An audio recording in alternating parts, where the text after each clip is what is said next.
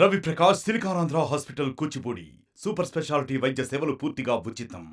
జనసేన అధినేత పవన్ కళ్యాణ్ ఉప ముఖ్యమంత్రి హోదాలో పిఠాపురం నియోజకవర్గం నేడు పర్యటన అయితే కొనసాగిందని చెప్పాలి. ఈ నేపథ్యంలో తన మొట్టమొదటిసారిగా పిఠాపురం వచ్చిన తర్వాత ఒక మంచి కార్యక్రమం తలపెట్టాలనే ఉద్దేశంతో ఈరోజు 1వ తేదీ అలాగే పింఛను కార్యక్రమం ఏదైతుందో పంపిణీ కార్యక్రమంలో కూడా పాల్గొన్నారో తన చేతుల మీదుగా పిఠాపురం నియోజకవర్గంలో ఉన్నటువంటి లబ్ధిదారులకు అందించాలని తన కోరిక మేరకు ఇక్కడ ఈ రోజైతే కార్యక్రమం కూడా పెట్టినటువంటి పరిస్థితి ఉంది. ఈ నేపథ్యంలో ఆయన మొట్టమొదటిసారిగా ఈ యొక్క వికలాంగులకి ఎవరైతే దివ్యాంగులు ఉన్నారో వాళ్ళందరికీ కూడా ఈ యొక్క పెన్షన్ కార్యక్రమం కూడా పెంచినటువంటి పింఛన్ అయితే ఉందో గత 3 నెలలకు సంబంధించినటువంటి బకాయిలు 1000 రూపాయలతో పాటు 3000 అలాగే పింఛన్ నెలకి పెంచినటువంటి 4000 రూపాయలు కూడా వాటన్నిటి కూడా అందించేది కూడా ఈ యొక్క జనసేన అధినేత పవన్ కళ్యాణ్ ఉప ముఖ్యమంత్రి హోదాలో కూడా ఈ రోజు రావడం జరిగింది. మొట్టమొదటిసారిగా పిఠాపురం నియోజకవర్గంలో ఉన్నటువంటి ఈ యొక్క దివ్యాంగులకు తన స్వయంగా పవన్ కళ్యాణ్ వచ్చి వీళ్ళకి కూడా పెన్షన్ అందించినటువంటి పరిస్థితి ఉంది.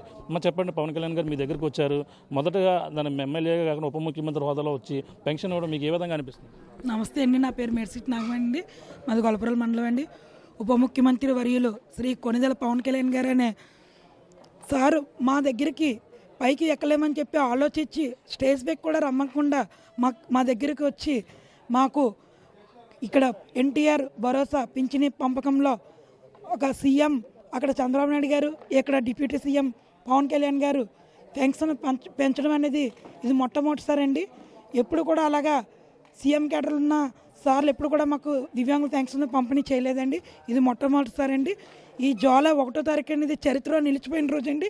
ఎందుకంటే మంచానికి అంకితం ఉన్న వాళ్ళకి 15,000 రూపాయలు పెంచడం అనేది చాలా చాలా హ్యాపీగా ఆనందంగా పెడతామండి. ఎందుకంటే మేము ఎక్కడికి వెళ్ళాము, ఏ పనులు చేసుకోలేమని చెప్పి మంత్రివర్యులు ఆలోచించి ఈ నిర్ణయం కూటమి ప్రభుత్వం మాత్రం తీసుకొని ఈ విషయాన్ని గుర్తించి మాకు 2వ సంతకం పెట్టి నారా చంద్రబాబు నాయుడు గారు ఈ ఘనత ఈ కూటమి ప్రభుత్వం మాత్రమే ఉంటుందండి.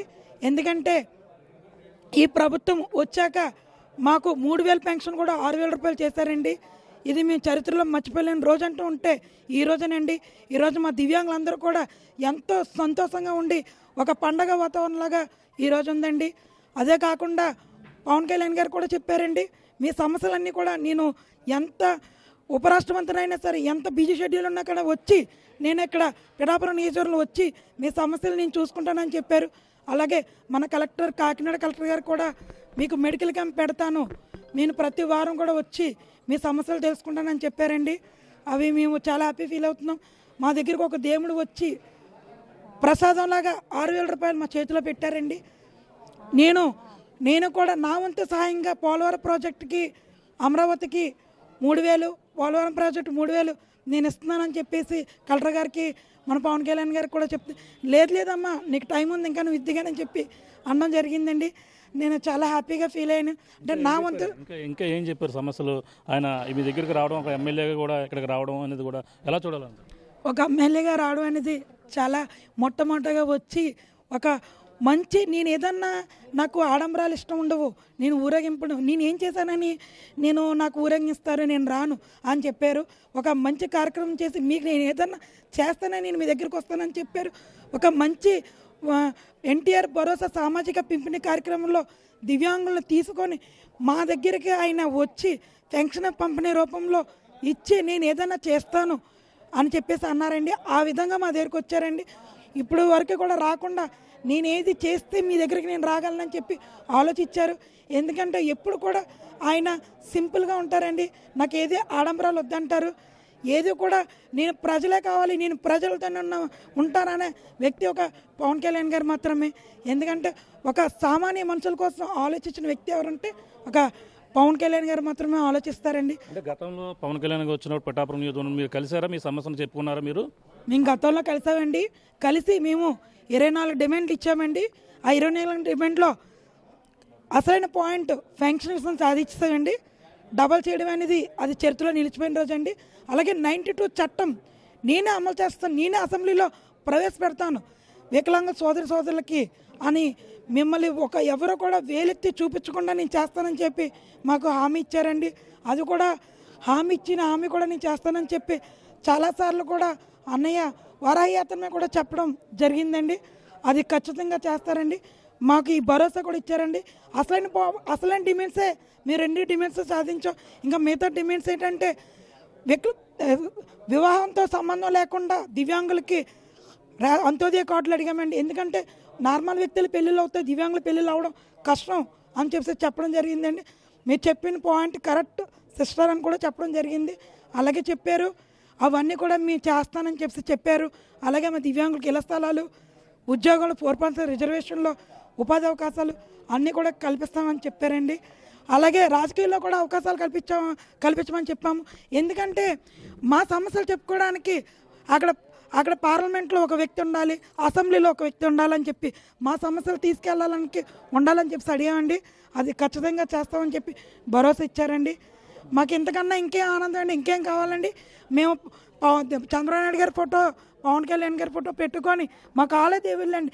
ఎందుకంటే కనిపించలేని దేవుని కోసం ప్రసాదాలు పెట్టి పూజ చేసుకుంటాం, కానీ మాకు కనిపించే దేవుళ్ళు వీలేనండి.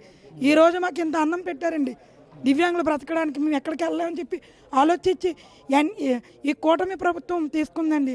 అలాగే దీని వెనకతలు కూడా మందమాది కృష్ణ గారు కూడా మా వెన్నంటి ఉండి ఎన్నో కార్యక్రమాలు దివ్యాంగులతో చేపించి, ధర్నాలు చేపించి ఈరోజు మేము ఇంత విజయవంతం కార్యక్రమం చేసుకున్నామంటే ఆయన కృషి కూడా ఉందండి.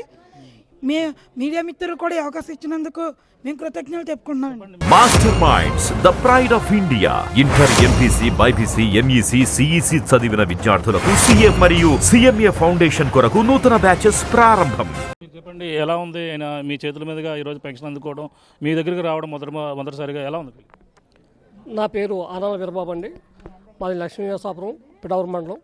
అయితే ఈయన ప్రభుత్వం ఏర్పడిన తర్వాత ఎమ్మెల్యేగా రావడం, మా పిఠాపురం రావడం కూడా మంచి పనితో, మంచి ఒక సామాజిక న్యాయం చేయడానికి మా దివ్యాంగులకైతేనో, వృద్ధులకైతేనో ఒక పెన్షన్ స్కీమ్ డబుల్ చేసి మరి ఆనందంతో మంచిగా ఆయన మంచి కార్యక్రమం ఓపెనింగ్ వచ్చారు.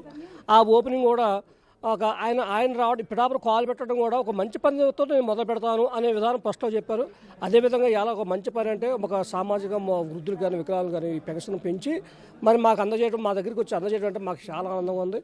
అలాగే నేను పూర్తి స్థాయిలో మీకు అందరికీ పిఠాపురం నియోజకవర్గంలో ఉన్న దివ్యాంగులకైతేనో, వేరే ఎవరికైతే సామాజిక కార్యక్రమాలు ఏవైతే ఉన్నాయో అవన్నీ నెరవేర్చిన తర్వాతే నేను సన్మానాలు కానీ, నాకు విజయోత్సవాలు కానీ చేసుకుంటాను. అంతవరకు ఎలాంటి కార్యక్రమం చేయకండి.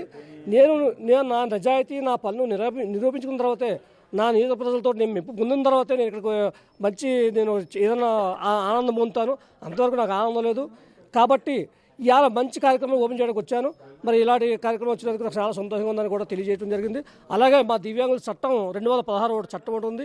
ఆ చట్టాన్ని కూడా ఇంప్లిమెంట్ చేస్తారని చెప్పారు. అలాగే రాబోయే రోజుల్లో దివ్యాంగులకి మరి ఇళ్ల పట్టాలు కానీ, మరి అతిథి కార్డు 35 కేజీలు బియ్యాలు కానీ, మాకు ఇలాంటివి కొన్ని మా సమస్యలు ఉన్నాయి సార్. ఆ సమస్యలను కూడా త్వరలోనే మీకు నెరవేరుస్తారని కూడా చెప్పడం జరిగింది. మాకు చాలా ఆనందంగా ఉంది సార్. మళ్ళీ సార్ చెప్పండి మీరు ఏ విధంగా ఉంది? అయినా మొట్టమొదటిసారిగా పిఠాపురం నియోజకవర్గం రావడం, ఈ యొక్క ఉప ముఖ్యమంత్రి హోదాలో మీకు ఇవ్వడం ఎలా ఉంది? చాలా ఆనందంగా ఉందండి. మీ అందరికీ కూడా మా ధన్యవాదాలు.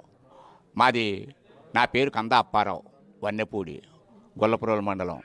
అయితే ఆయన మా దగ్గరికి వచ్చి మేము ఆయన కాళ్ళ చుట్టూరు, ఆయన ఆఫీసుల చుట్టూరు తిరగలేని పరిస్థితి మాకు ఉంది కాబట్టి ఆయన మనం గమనించి మా దగ్గరికి వచ్చి మాకు పెన్షన్ ఆయన చేతుల మీదకి ఇప్పించినందుకు వారి పెద్దలకు, వారి పిల్లలకు, వాళ్ళందరికీ కూడా మా కృతజ్ఞతలు, దివ్యాంగులందరి తరపున కృతజ్ఞతలు చెప్తున్నానండి. అయితే పవన్ కళ్యాణ్ గారికి ఒక ముఖ్యమైన విషయం చెప్తున్నానండి. కారణం ఏంటంటే మా దివ్యాంగులు ప్రతి పంచాయతీ నుంచి పార్లమెంట్ దాకా ప్రతి ఆఫీస్కి ఒక దివ్యాంగుడిని అక్కడ చిన్న ఉద్యోగం కల్పించినట్టయితే చాలామంది అర్హత ఉన్నవాళ్ళు, అందరనే కాదు, అర్హత ఉన్న వాళ్ళనే ఒక పంచాయతీ నుంచి పార్లమెంట్ దాకా ఒక్కొక్క ఆఫీసులో ఒక్కొక్క దివ్యాంగుడిని పోషించినట్టయితే గవర్నమెంట్కి భారం తగ్గుద్ది. తర్వాత కొన్ని పనులు మీ వల్ల మేము చేయగలుగుతామని చెప్పేసి మరి మీ పత్రికా విలేకరులందరూ కూడా పైకి చెప్పి పవన్ కళ్యాణ్ గారికి ఈ స్పష్టాన్ని మీరు విన్నవింతారని మరీ కోరుకుంటున్నాను. చూస్తున్నాం ఇది పరిస్థితి. మొత్తం పవన్ కళ్యాణ్ గారు అయితే పిఠాపురం వచ్చిన తర్వాత ఏదో ఒక మంచి పని చేసుకునే వస్తానన్న ఉద్దేశం ఏదో ఉందో దానికి ఆయన ఇష్టంగానే ఇలా ఈరోజు వచ్చి రావడం, ఈ వికలాంగులకైతే ఈ యొక్క పింఛన్ ఇచ్చే కార్యక్రమం చేయడం ద్వారా నాకు చాలా ఆనందంగా ఉందని చెప్పేసి పవన్ కళ్యాణ్ కూడా చెప్పడం జరిగింది. ఏదైతే ఉత్సవాలు, ఊరేగింపులు ఇవన్నీ కూడా ఇష్టం లేదు కాబట్టి ఒక మంచి పని కార్యక్రమం నియోజకవర్గంలో చేసిన తర్వాత చేయడానికి రావడమే జరిగిందని చెప్పేసి పవన్ కళ్యాణ్ కూడా చెప్పడం జరిగింది. అదేవిధంగానే వికలాంగులు ఎవరైతే ఉన్నారో దివ్యాంగులకు అందరూ కూడా పింఛన్ కార్యక్రమం వాళ్ళందరూ కూడా ఆయన చేతుల మీదుగా పిఠాపురం నియోజకవర్గంలో ఒక ఎమ్మెల్యే గెలిచిన తర్వాత ఉప ముఖ్యమంత్రి హోదాలో వచ్చి వాళ్ళందరూ కూడా స్వయంగా వాళ్ళ దగ్గరికి వెళ్ళి పింఛన్ అందించినటువంటి పరిస్థితి ఇక్కడ ప్రధానంగా కనబడుతుంది. ఇది ఇక్కడ ఉన్న తాజా పరిస్థితి. కెమెరా బాలుతో ప్రకాష్, RTV గొల్లపురం నుంచి. మరిన్ని వీడియోస్ కోసం ఛానల్ ని సబ్స్క్రైబ్ చేయండి. లేటెస్ట్ అప్డేట్స్ కోసం వాట్సాప్ ఛానల్ ని ఫాలో చేయండి. అండ్ లింక్ డిస్క్రిప్షన్ లో ఉంది.